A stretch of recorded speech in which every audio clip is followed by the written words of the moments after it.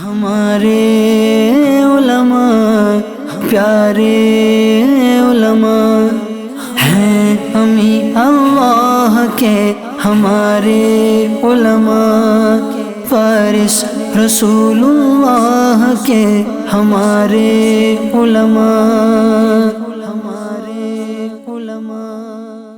الحمدللہ رب العالمین والصلاة والسلام علی سید المرسلین، اما بعد فاعوذ باللہ من الشیطان الرجیم، بسم اللہ الرحمن الرحیم۔ پڑھیے الصلاۃ والسلام علیک یا رسول اللہ وعلی آلک واصحابک یا حبیب اللہ، الصلاۃ والسلام علیک یا نبی اللہ وعلی آلک واصحابک یا نور اللہ۔ پیارے پیارے ایف جی این چینل کے ناظرین، ہم اپنے سلسلے میں آپ کو مرحبا کہتے ہیں، خوش آمدید کہتے ہیں، ویلکم کرتے ہیں۔ الحمدللہ ہمارے اس سلسلے میں کسی بزرگ کے متعلق، کسی عالم دین کے متعلق ہم سننے کی سعادت حاصل کرتے ہیں۔ آج بھی انشاءاللہ الکریم ایک زبردست بزرگ، زبردست ولی، زبردست عالم دین کے متعلق انشاءاللہ سننے کی اور سیکھنے کی کوشش کریں گے۔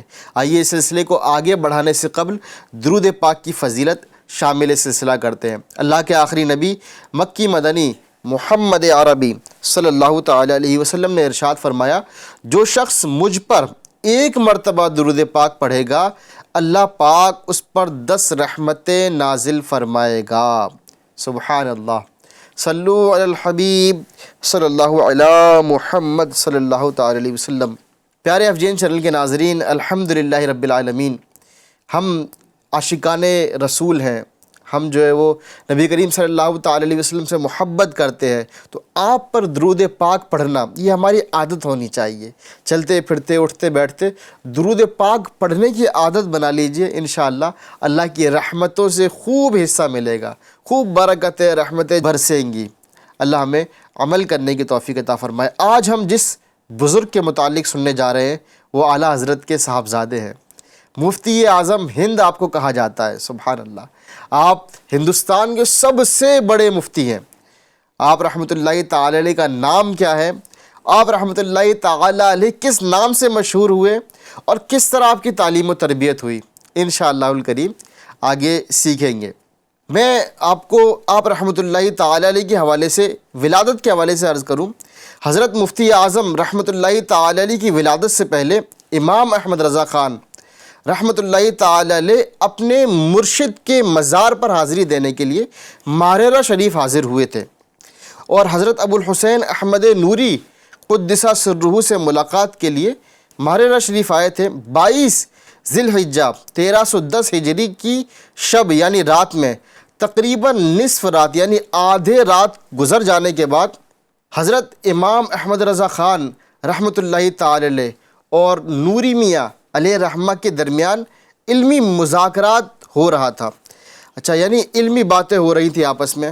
پھر دونوں اپنی اپنی آرام گاہ کی طرف چلے گئے آرام فرمانے کے لیے۔ اسی شب یعنی اسی رات عالم خواب میں دونوں بزرگوں نے مفتی اعظم ہند کی ولادت کی نوید سنی، یعنی کوئی کہنے والا جو ہے وہ مفتی اعظم ہند رحمۃ اللہ تعالی علیہ کی ولادت کی خوشخبری سنا رہا تھا، اور نومولود بچے کا نام آل الرحمن یعنی رحمان والا بتایا گیا۔ خواب سے بیداری پر دونوں بزرگوں میں سے ہر ایک نے یہ فیصلہ کر لیا کہ بوقت ملاقات یعنی جب ملاقات ہوگی تو ایک دوسرے کو مبارکباد پیش کریں گے۔ فجر کی نماز کے لیے جب دونوں بزرگ مسجد میں پہنچے تو مسجد میں دروازے پر ہی دونوں بزرگوں کی ملاقات ہو گئی اور دونوں نے ایک دوسرے کو مبارکباد دی۔ فجر کی نماز کے بعد سید شاہ ابو الحسین احمد نوری نے حضرت احمد رضا خان رحمۃ اللہ تعالی علیہ سے ارشاد فرمایا، مولانا صاحب آپ اس بچے کے ولی ہیں، اگر اجازت دیں تو اس کو سلسلہ عالیہ قادریہ برکاتیہ میں داخل کر لیا جائے۔ امام احمد رضا خان رحمۃ اللہ تعالی علیہ نے عرض کی، حضور یہ غلام زادہ ہے، اسے داخل سلسلہ فرما لیجئے۔ سبحان اللہ۔ میرے پیارے ناظرین اکرام، یہاں ہمیں ایک ادب والی بات بھی سیکھنے کے لیے ملتی ہے۔ جب بڑوں کی بارگاہ میں ہم الفاظ استعمال کریں، بولیں نا، تو پھر ہمیں ادب کا دامن تھامے رکھنا چاہیے۔ یہ نہیں فرمایا اعلیٰ حضرت نے کہ میرا بچہ، بلکہ فرمایا غلام زادہ، یعنی آپ کا غلام ہے، آپ کے غلام کا لڑکا ہے۔ سبحان اللہ۔ سید شاہ ابو الحسین احمد نوری علیہ الرحمہ نے مصلی پر بیٹھے بیٹھے مفتی اعظم کو غائبانہ داخل فرما لیا، یعنی سلسلے میں داخل فرما لیا، مرید کر لیا۔ حضرت سید شاہ ابو الحسین احمد نوری نے امام احمد رضا خان رحمۃ اللہ تعالی علیہ کو اپنا امامہ اور جبہ عطا فرمایا اور ارشاد فرمایا، میری یہ امانت آپ کے سپرد ہے، جب وہ بچہ اس امانت کا متحمل ہو جائے، یعنی اس کا بوجھ اٹھانے کے لائق ہو جائے، تو اسے دے دیں۔ یہ خلافت کی طرف اشارہ تھا، یعنی یہ میں آپ کو امانت دے رہا ہوں، جب بچہ اتنا بڑا ہو جائے تو آپ اس کو جو ہے وہ یہ میری امانتیں دے دیجیے گا۔ مجھے خواب میں اس کا نام آل الرحمن بتایا گیا ہے، لہٰذا نومولود بچے کا نام آل الرحمن رکھیے۔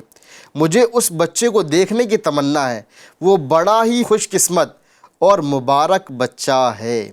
میں پہلی فرصت میں بریلی حاضر ہو کر آپ کے بیٹے کی روحانی امانتیں اس کے سپرد کر دوں گا۔ سبحان اللہ۔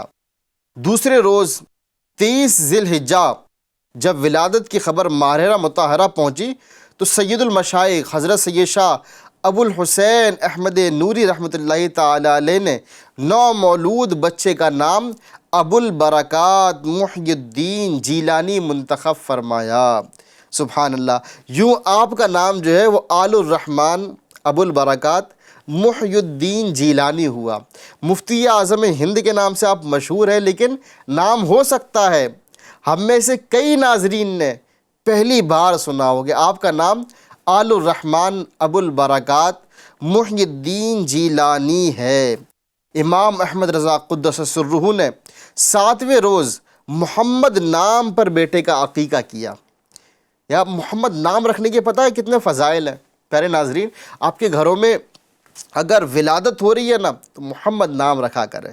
محمد نام رکھنے کی فضیلت ہے کہ جو بھی محمد نام سے موسوم ہوگا، جس کا نام محمد رکھا جائے گا، وہ بلا حساب و کتاب جنت میں داخل ہو جائے گا۔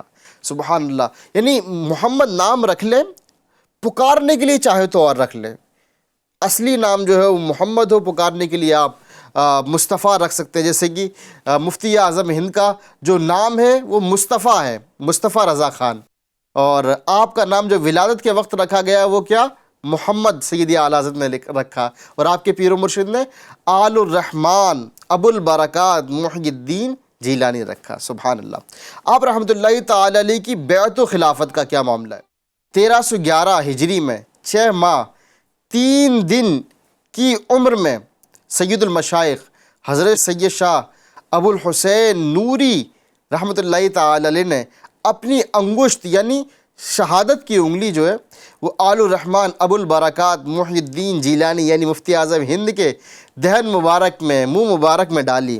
مفتی اعظم ہند رحمۃ اللہ تعالی علیہ شیر مادر کی طرح اسے چوسنے لگے، جیسے ماں کا دودھ ہوتا ہے۔ سید المشائخ نے داخل سلسلہ فرمایا اور تمام سلسلوں کی اجازت اور خلافت عطا فرما دی۔ اے پیارے ناظرین، ایسا کم ہی سنا ہوگا نا کہ 3 ماہ کی عمر میں کسی کو تمام سلسلوں کی خلافت مل جائے۔ یہ شان ہے مفتی اعظم ہند کی، اور یہ ان کے مرشد کا ان پر کرم ہے اور احسان ہے۔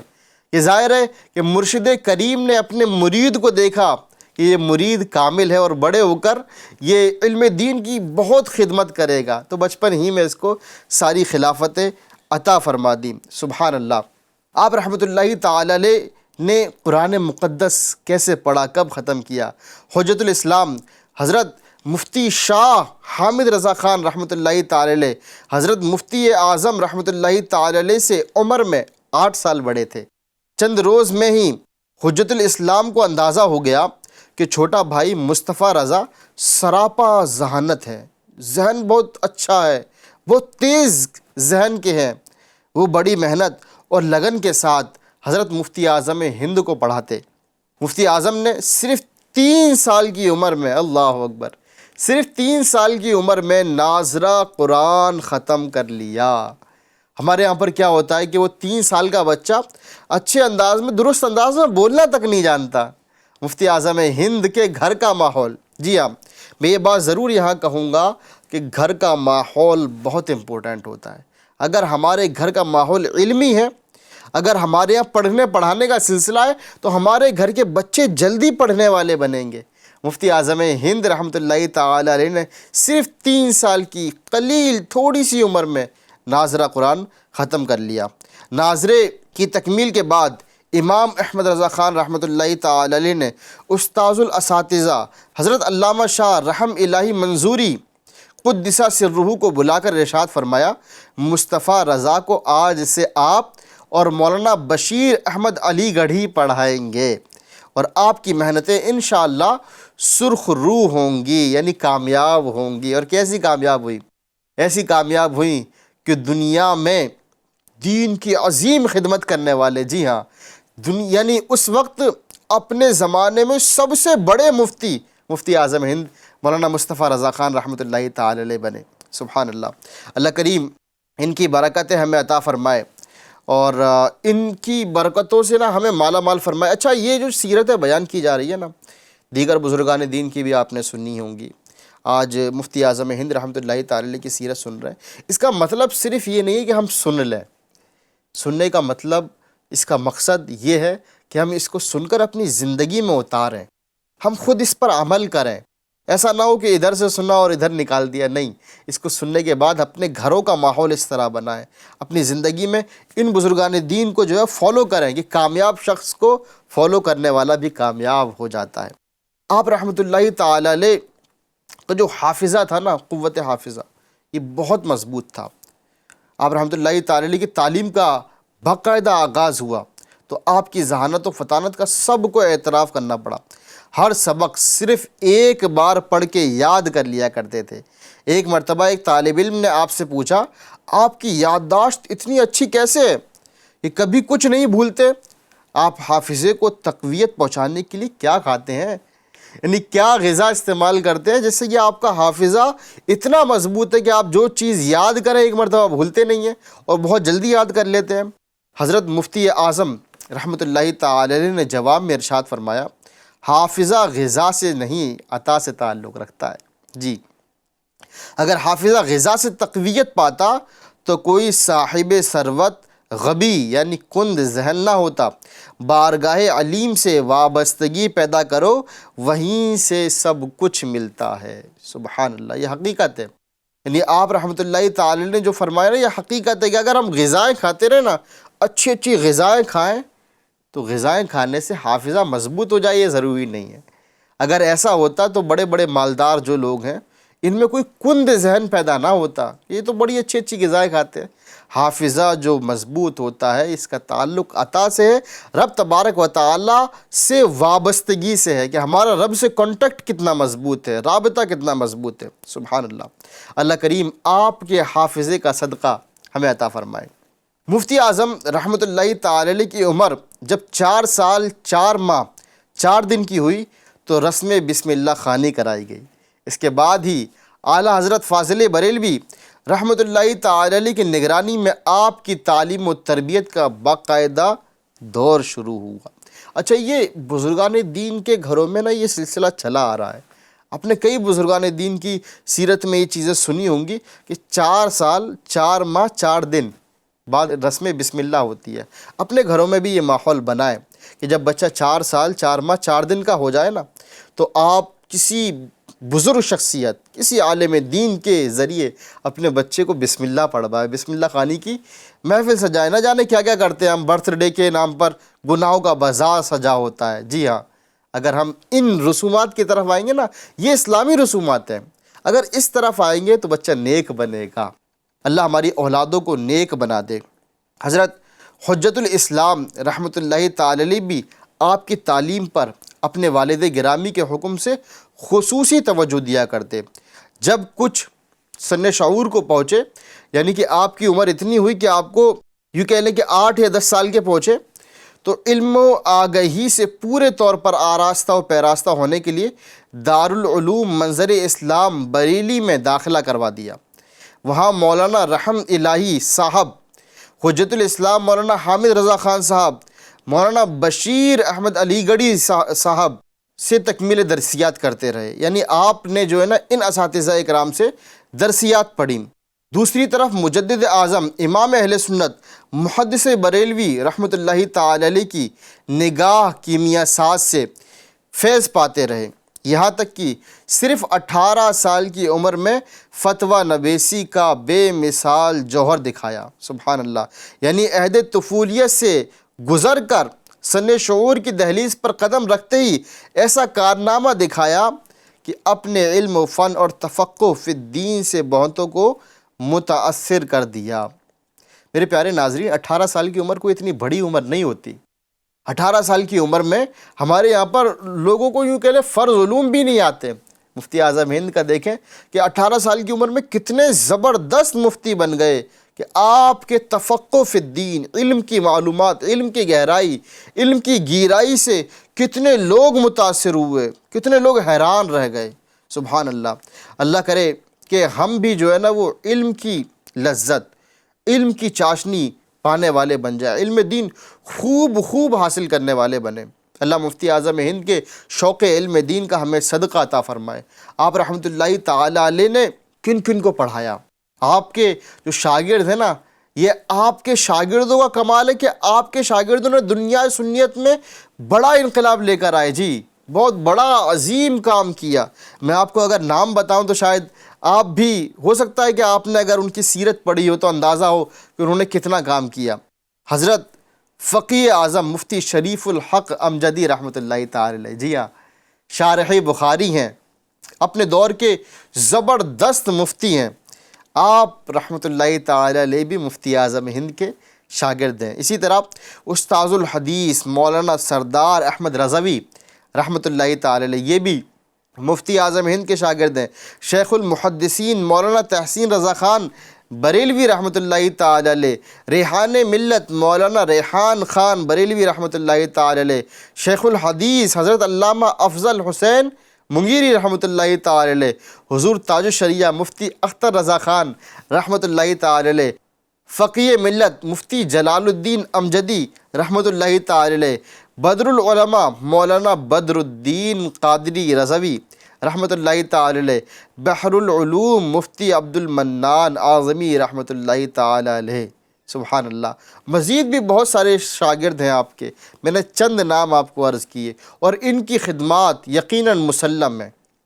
ان کی خدمات ایسی ہیں کہ جو تھوڑا بہت تاریخ سے، علم سے وابستگی رکھتا ہے وہ ان کے نام جانتا ہے۔ مفتی اعظم ہند رحمۃ اللہ تعالی علیہ کی محنت ہے نا یہ۔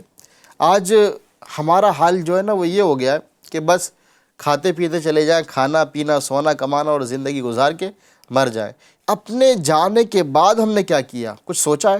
یعنی جانے کے بعد ہمارے ثواب کا سلسلہ جاری رہے گا یا بند ہو جائے گا؟ مفتی اعظم ہند رحمۃ اللہ تعالی علیہ کے جو شاگرد ہیں، ان شاگردوں کی دینی خدمات کا ان کو تو ثواب ملے گا ہی ملے گا، مفتی اعظم ہند رحمۃ اللہ تعالی علیہ کو بھی ملے گا کہ مفتی اعظم ہند نے ان کو پڑھایا ہے۔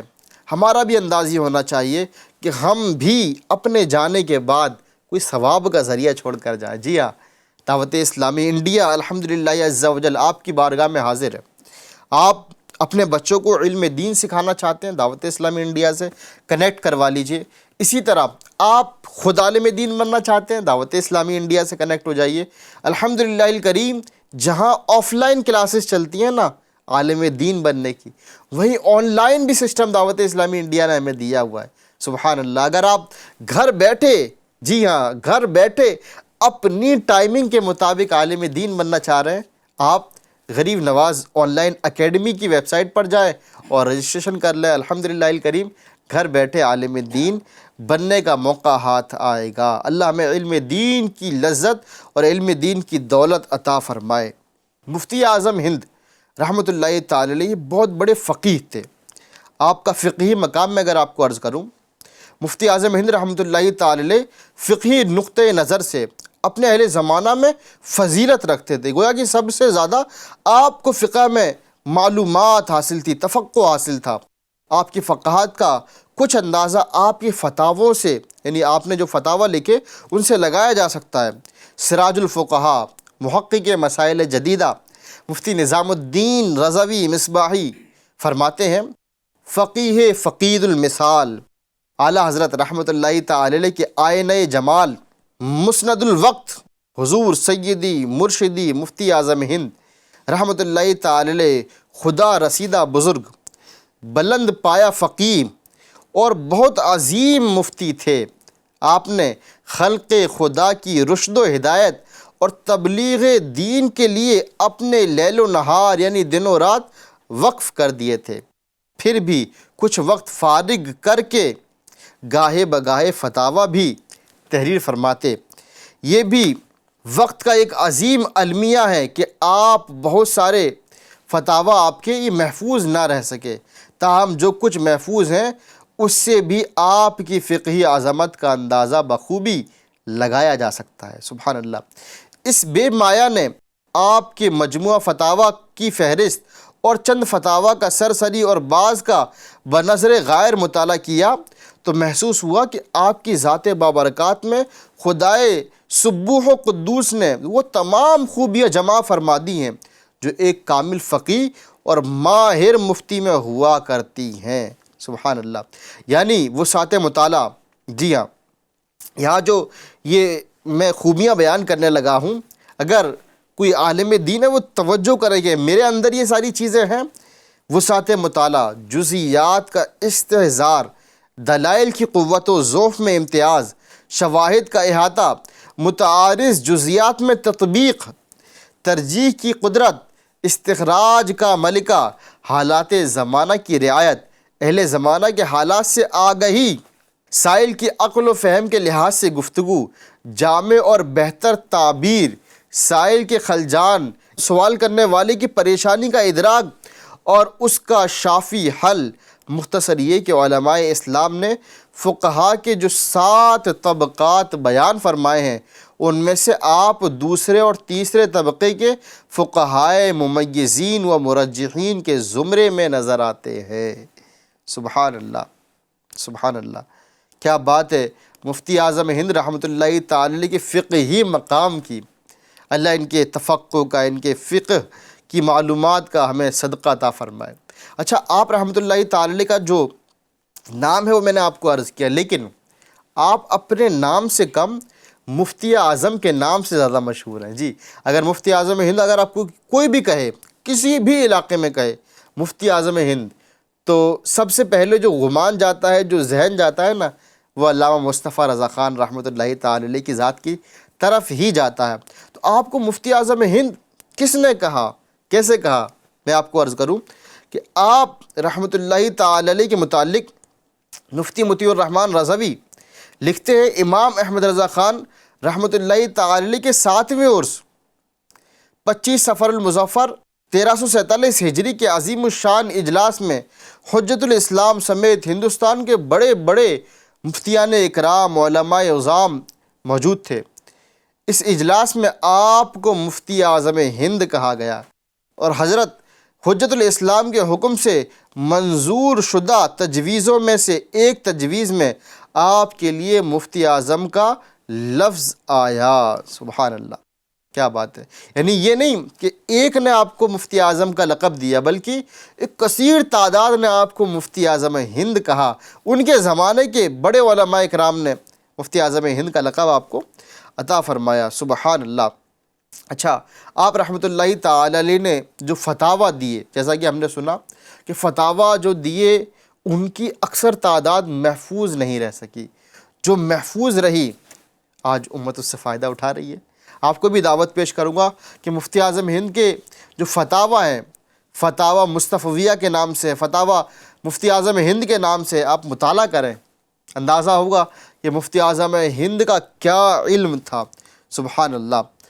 صلو علی الحبیب صلی اللہ علی محمد صلی اللہ علیہ وسلم۔ اے میرے پیارے FGN چینل کے ناظرین، ابھی تک ہم آپ کے فقہ کے متعلق سن رہے تھے، آپ کے علم کے متعلق سن رہے تھے۔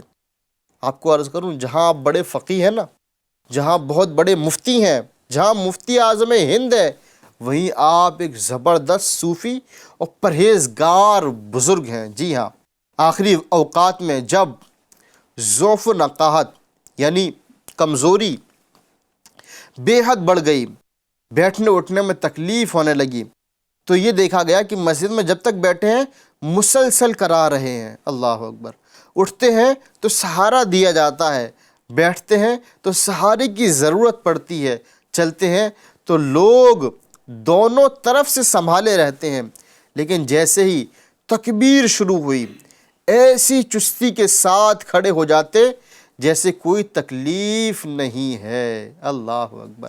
آج ہمارا حال کیا ہے نا، چل کر مسجد آئیں گے، بیٹھ کر نماز پڑھیں گے۔ ذرا غور تو کریں مفتی اعظم ہند رحمۃ اللہ تعالی کا کیا انداز ہے، یعنی اتنی تکلیف کہ بیٹھنے اٹھنے میں پریشانی، لوگ اٹھا رہے ہیں، لوگ بٹھا رہے ہیں، بیٹھے ہوئے تو کرا رہے ہیں درد کی وجہ سے، لیکن جب نماز کے لیے کھڑے ہو جاتے تو کیا ایک دم ایسی چستی آ جاتی، جیسی تکبیر باندھ لیتے تو الگ ہی چستی ہوتی، الگ ہی ایک نشاط ہوتا۔